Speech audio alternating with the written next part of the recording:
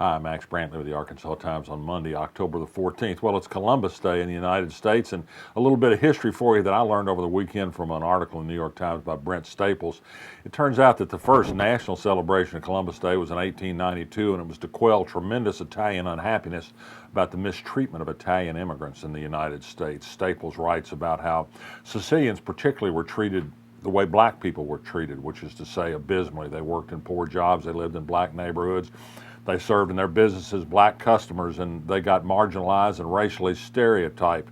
And we had a national day to remember them, and it's now grown into a point of Italian-oriented people's pride. Columbus, of course, wasn't such a great guy. He was a murderous tyrant, and he's blamed in many quarters for slavery and for the decimation of the Native American population of America, which of course he didn't set foot on anyway. So that's your history note for today.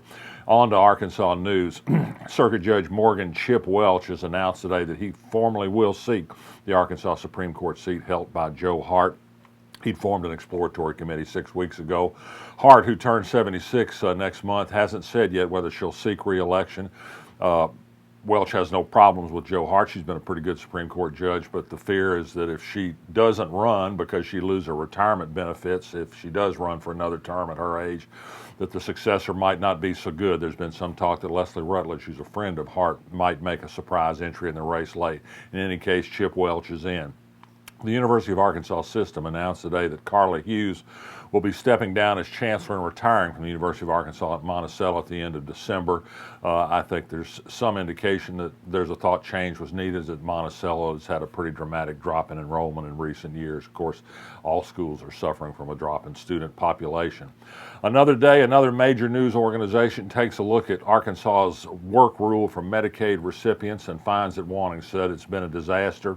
People have lost health coverage, and it hadn't put people back in the workforce. So that law has been temporarily enjoined by a federal court, and we're waiting for appeals court decision that's expected to uphold the overturning of that law. Asa Hutchinson passed it because he thinks we need to punish poor people in return for giving them some public benefits. Not corporations. We give them money with no strings attached.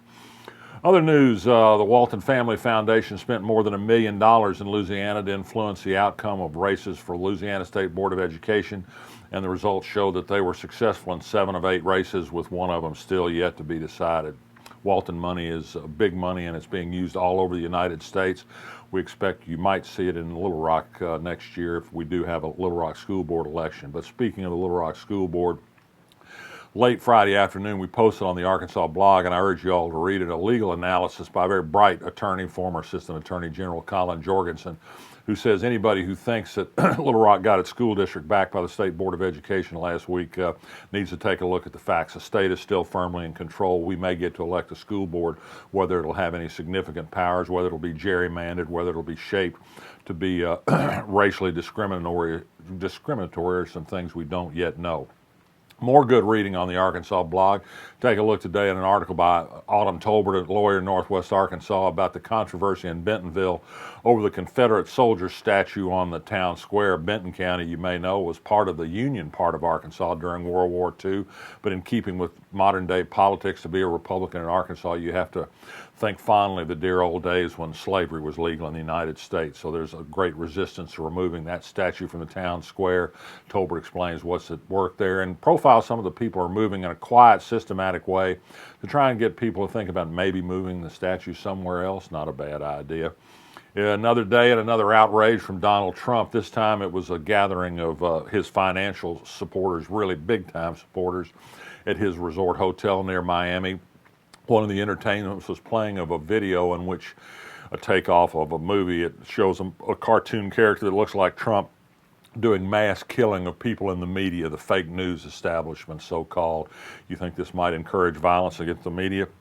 It's already been tried. Trump has issued a statement through his press secretary that he condones violence. Well, yeah, he doesn't speak much truth about anything.